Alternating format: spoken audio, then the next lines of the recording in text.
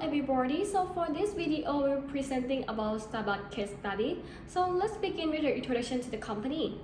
Starbucks is an American coffee company and coffee house chain that established in 1971 in Seattle, Washington, USA. And they already operated about 23,768 locations worldwide. And the founder of Starbucks are Gordon Bosky, Jerry Baldwin, and Seth Siegel. And nowadays the CEO of the company, his name is Kevin Johnson. And for the general product of Starbucks are hot beverage, cold beverage, blended coffee, frappuccino, blended cream, fresh fruit, merchandise, and gifts. So next, let's move on to the evaluation of success strategy through consumer behavior analysis. First is about the consumer and social well-being. Starbucks be a partner with the ethical sourcing of the sustainable products such as coffee, tea, cocoa, and manufactured goods. And they also focus on their sustainable products and sustainable strategy to make the company become greener, such as the development of the green packaging and the cups. Focusing on waste management or invest the money into the renewable energy. And they're also creating the opportunity for everyone who wants to be a part of their company, such as that they're hiring veteran, military response, or refugee as a part of Starbucks. They also have their ethos water fund that they're creating the opportunity for everyone to grant access into clean water. And so for the strengthened community, Starbucks wants to improve community well-being, so they have their Starbucks Foundation to empowering women and family in coffee, tea, cocoa community. And they also have food share program that they donate ready-to-eat meals for the people in community. So for the consumer segmentation elaborating, so let's start with their geographic. Starbucks focusing on the city that have high density or high foot traffic to gaining visibility. And for the demographic, they're focusing on both gender and between 20 to 45 years old. And occupation will be student, employee, or businessman who have the middle income to high income. And for the behavior, the benefit that customer getting from Starbucks are be the place to work, the place to chit chat, the place to relax, and enjoy the quality of the product. And for the users, that will be regular user, use rate will be middle user, and heavy user. And for the psychographic, for the motivation will be need for affiliation, extended sale will be individual level and group level. For the role play will be actual sale for the individual level, other sale for the group level. And for the personality will be extrovert, ambitious, confident, and sociable. And they also have the lifestyle, it will be active lifestyle and slow living lifestyle. Value the brand loyal, innovation and experience, and also have the positive attitude such as optimistic, trusting, happy, and sincere. So next, let's move on to the perception of the product and its effect on marketing strategy. So for the brand perception, that based on the brand promise and brand experience. So the brand promise that they want to serve the best coffee in the best place and offering the best service to the customer. So for the brand experience, the customer review about Starbucks that have the coffee environment, friendly atmosphere, and rich taste of coffee, and also providing their environmentally friendly product. It turned out that they have a good brand perception from customer perspective. And for the brand image, they want to be a leader in their coffee house chain in Australia, and also want to be a friend who providing or suggest the best thing to friends, and also caring about the environment. And for the Starbucks marketing strategy with all 5 things, which is vision, scent, touch, taste, sound.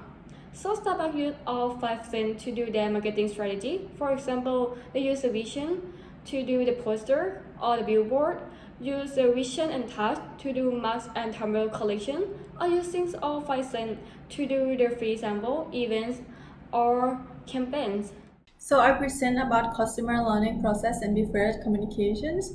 So first we will start with behavioral learning process. We categorize as classical conditionings.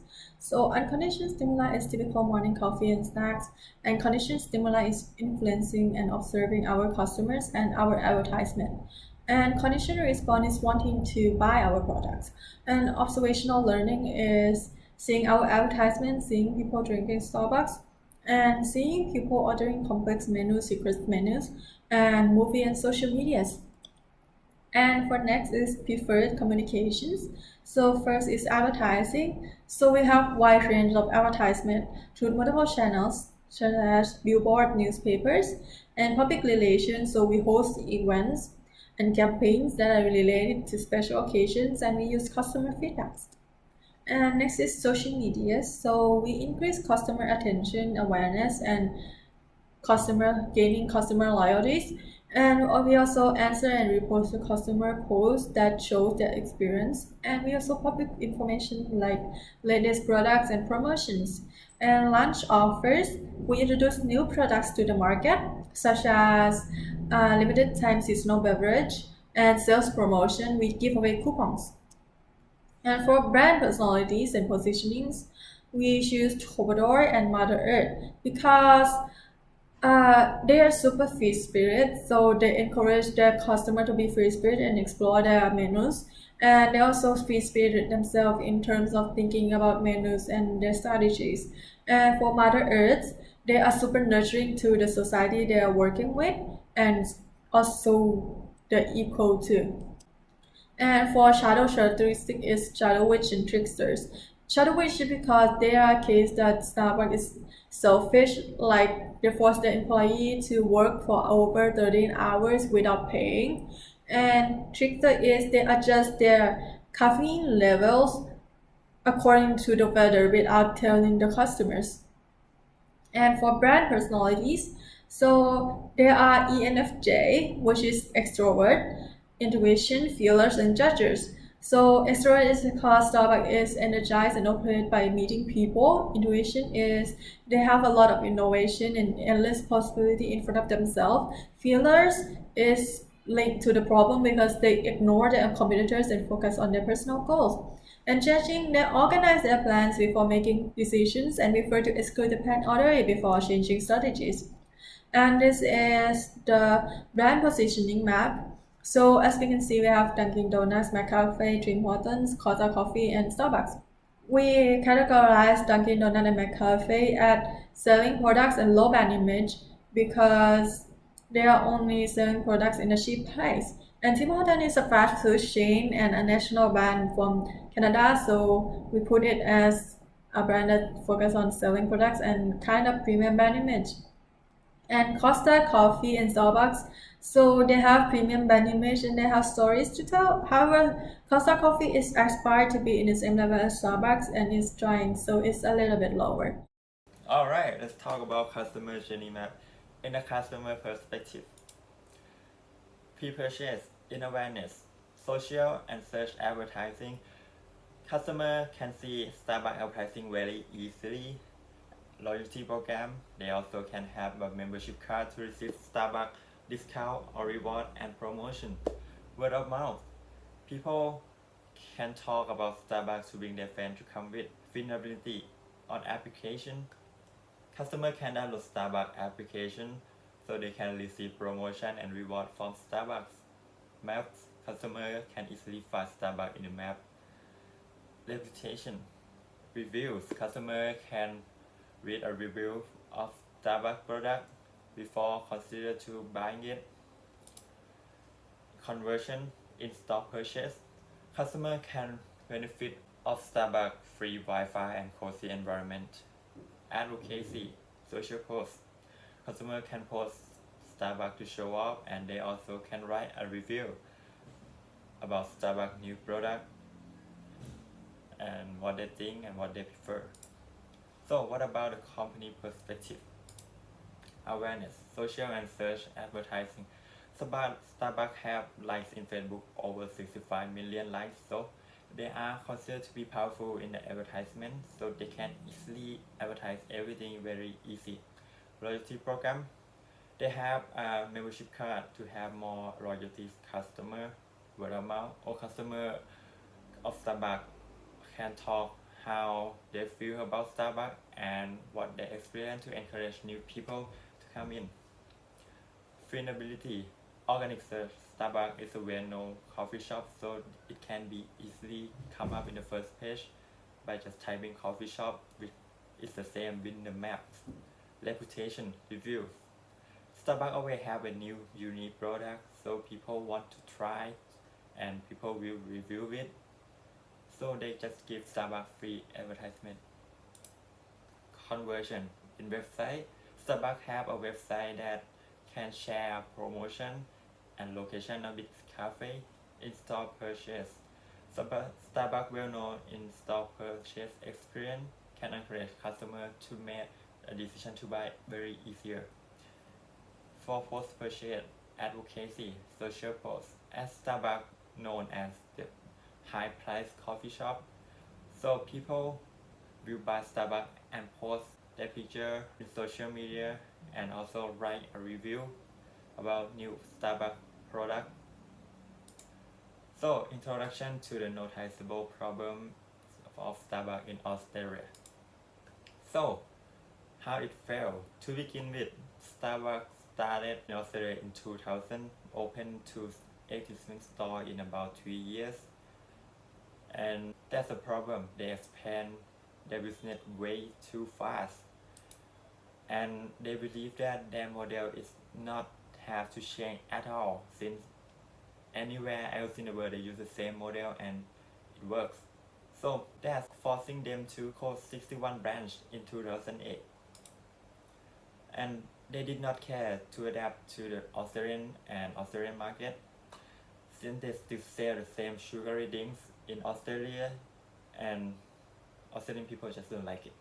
And also Starbucks see coffee as a product but not for Australian people. They think that coffee is more like relation and experience to them. So they prefer to go to local cafe, since they know the local barista on a personal level. They can talk everything, and then they don't think that they have to spend money on the foreign company.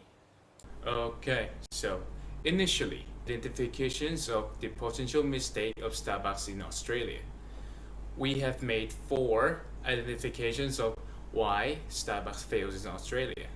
The first one is the false confidence of Starbucks. Starbucks have been successful in the United States that they think that if they expand into the other continent, they might be successful as well, that they don't even need to adapt anything. And number 2, the Starbucks rapid brand expansion. They feel like it is too available for them. And number 3, Starbucks offers higher price than the local cafes in Australia. And number 4, relative to the number 3, Starbucks break into the intense coffee competitions in the Australia with excess Australian cafe culture. We then discuss on each of the identifications, starting with the Starbucks adaptability.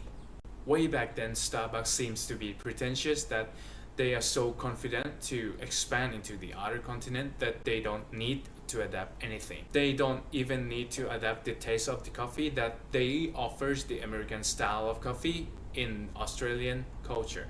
And that they break into the intense coffee competitions in Australia, that they offers higher price comparing to the local Australian cafe, which offers the same qualities or even better with the lower price. And the important point is that they offers the Italian style of coffee using the consumer's behavior theory, the Figment theory. Starbucks did not focus on the feelings of Australian people, that in fact Australian people have their strong feelings, strong attitude toward the Australian cafe culture, that they know their barista, they know their coffee well. Starbucks came into the coffee industry that they position themselves to be American style cafe, that there's no motive, or let's say minimum motive, for Australian people to be their customers. And another significant going to discuss on the Starbucks failures in Australia is that the Starbucks rapid brand expansion. Starbucks expanded brand rapidly, and during that time, Starbucks is a newcomer in Australia with the exist cafe culture using the consumer's behavior theory, the Pavlov theory. As in classical conditioning, it takes time to develop a connection between things so that the attitude toward the brand, referring that the Australian catch up to develop the attitude towards Starbucks before the Starbucks expand the branch rapidly. That Starbucks end up having a lot of debt and they end up closing 57 stores in total.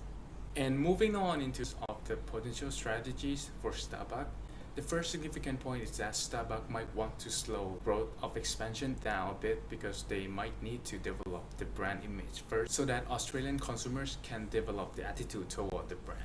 Because it is the newcomers among the Australians, so some Australians don't actually know what Starbucks is. And another significant point is that Starbucks might want to focus on the feelings of Australian people, that in fact Australian people know their barista well, know their coffee well.